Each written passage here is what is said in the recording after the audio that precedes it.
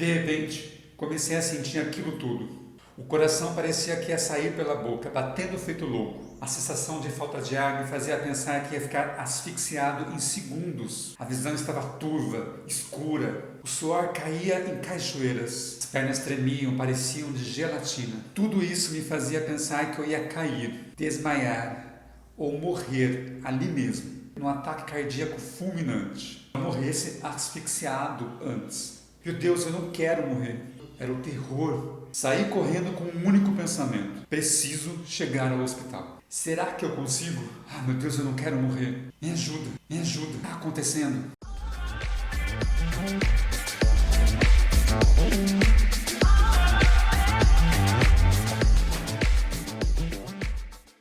A descrição que eu fiz anterior é um relato típico de uma pessoa com ataque de pânico. Os transtornos de pânico é um dos transtornos de ansiedade mais comuns que acometem as pessoas. E a proposta da aula de hoje é falar sobre os transtornos de ansiedade de um modo geral e algumas possibilidades de intervenção em grupo dentro dessa perspectiva. No caso aqui, a perspectiva se refere à terapia cognitivo-comportamental. Os transtornos de ansiedade incluem aqueles transtornos relacionadas ao medo e à ansiedade excessivos e aos seus efeitos cognitivos, emocionais e comportamentais. Nós vamos perceber que as pessoas que sofrem com transtorno de ansiedade entendem o medo como uma ameaça real ou percebida, e a ansiedade é uma resposta antecipatória a essa ameaça de medo. Muitas vezes esse medo pode ser vivenciado após situações traumáticas que muitas pessoas acabam não buscando o tratamento necessário quando as vivenciam.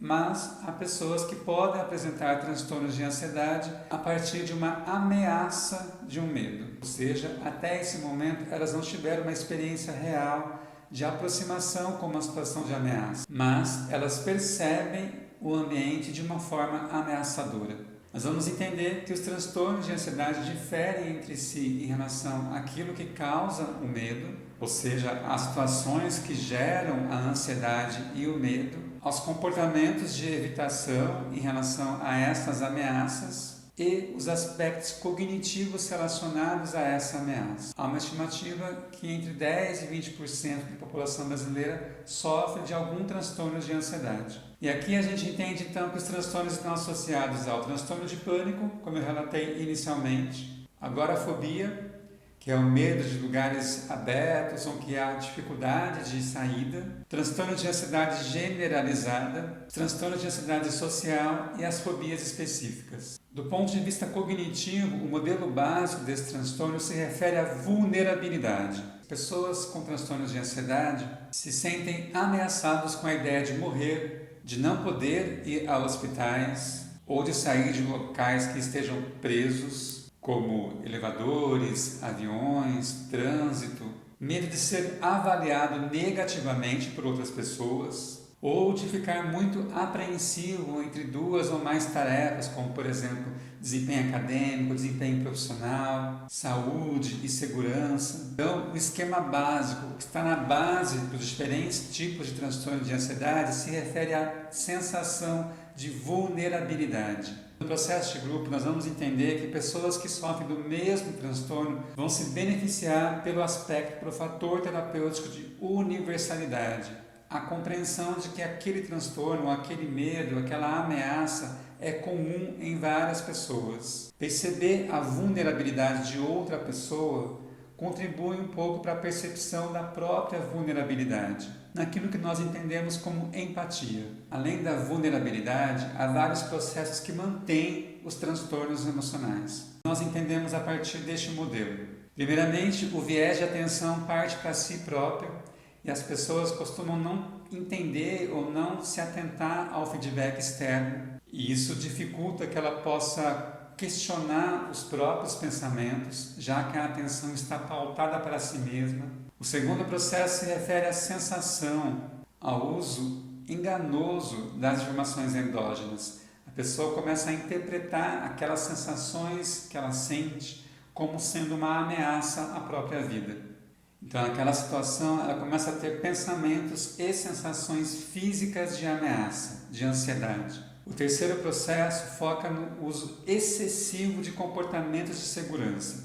na perspectiva de evitar aquelas situações que inicialmente causam ameaça a esse sujeito. Então, pessoas que vão deixar de fazer coisas por conta dessa ameaça. Por exemplo, para reduzir o risco de rejeição. Isso faz com que as pessoas mantenham as suas crenças negativistas em relação a si próprio e também em relação aos outros.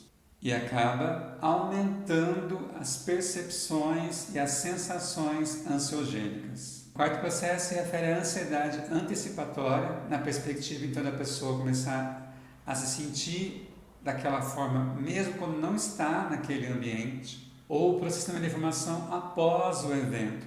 Mesmo que o evento tenha sido benéfico para essa pessoa, que ela não tenha sido rejeitada, por exemplo, ou não ocorreu aquilo que ela imaginou que poderia ocorrer, ela não consegue interpretar esses sinais, interpretar esses resultados e ainda assim se sente ansiosa. Então, este modelo de pensamentos e emoções acabam contribuindo para manter aquela sensação de vulnerabilidade, aquela ideia, aquela concepção de vulnerabilidade, e a pessoa passa a interpretar os sinais do corpo dela como sendo reativos a essa vulnerabilidade e passam a evitar aquela situação. Por exemplo, uma fobia de lugares fechados. A pessoa imagina que vai ter algum problema, alguma situação de ameaça nesse lugar fechado, por exemplo, elevador, e passa a evitar esse tipo de situação. E o modelo de intervenção em cognitiva comportamental visa trabalhar em cima deste modelo que eu apresentei anteriormente, seja individualmente ou seja em grupo. Para alcançar o objetivo, o paciente deve entender este modelo e por isso nós usamos a técnica de psicoeducação. É o primeiro elemento que nós usamos nos processos cognitivos.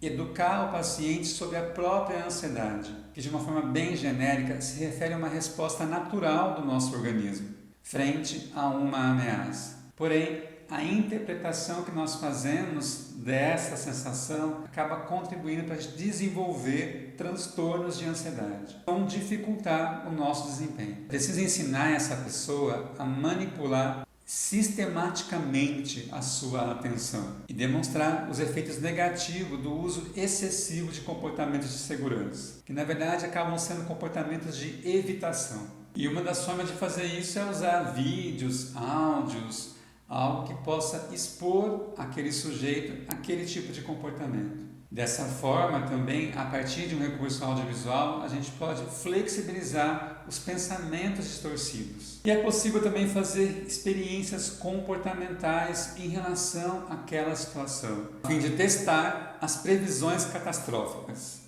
E há vários protocolos de atendimento psicológico em TCC para o tratamento de transtornos de ansiedade. Eu vou apresentar o modelo do Bernard Ranger, que ele descreveu no artigo que está na descrição desse vídeo. Esse artigo foi publicado em 2008. Nesse artigo ele fala sobre as experiências que ele teve com este tema, transtorno de pânico e agorafobia, e as estratégias que ele desenvolveu para o tratamento desses transtornos. As estratégias para manejo clínico ele estabelece em 3 etapas. Elas podem ser utilizadas tanto no modelo individual como também no modelo em grupo.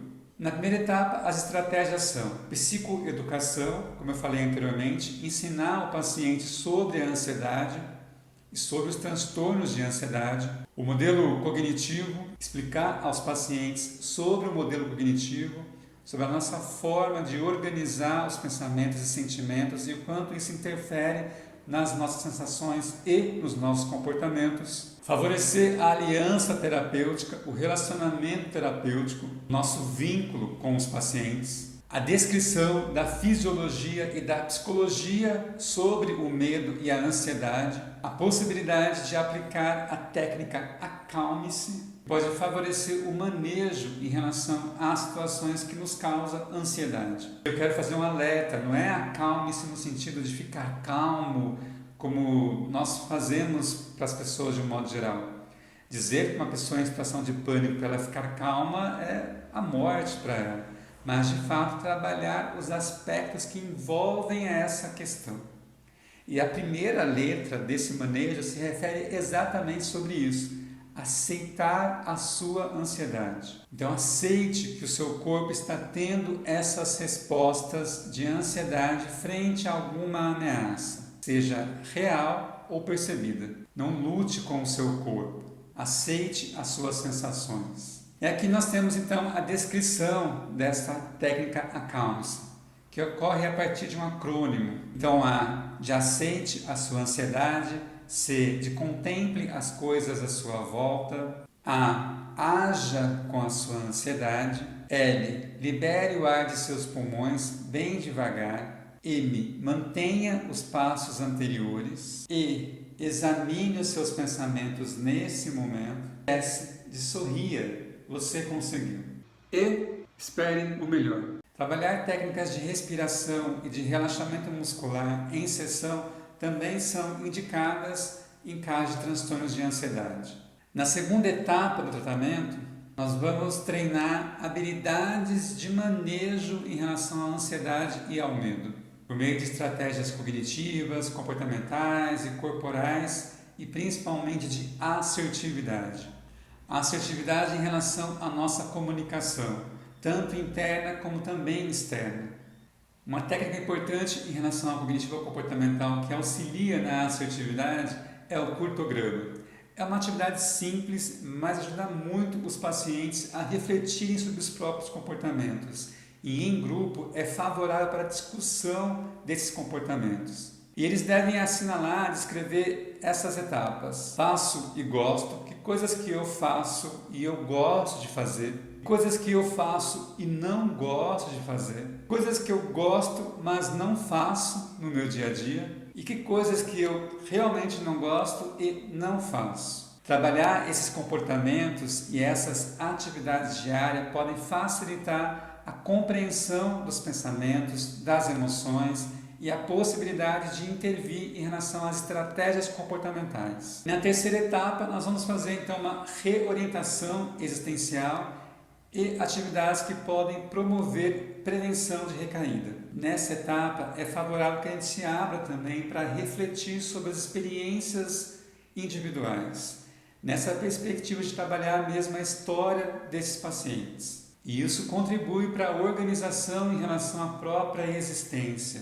o que as pessoas querem fazer, objetivos, planos e metas de vida. E nós oferecemos também aos pacientes alguns exercícios, algumas atividades que eles podem fazer, podem contribuir para minimizar os transtornos de ansiedade. Bom, então no vídeo de hoje nós falamos sobre transtornos de ansiedade, um pouquinho só sobre eles e algumas estratégias em TCC que podem ser aplicadas no trabalho em grupo para minimizar os transtornos de ansiedade. O artigo que eu usei para essa aula está na descrição desse vídeo. Eu espero que vocês tenham gostado e a gente se vê.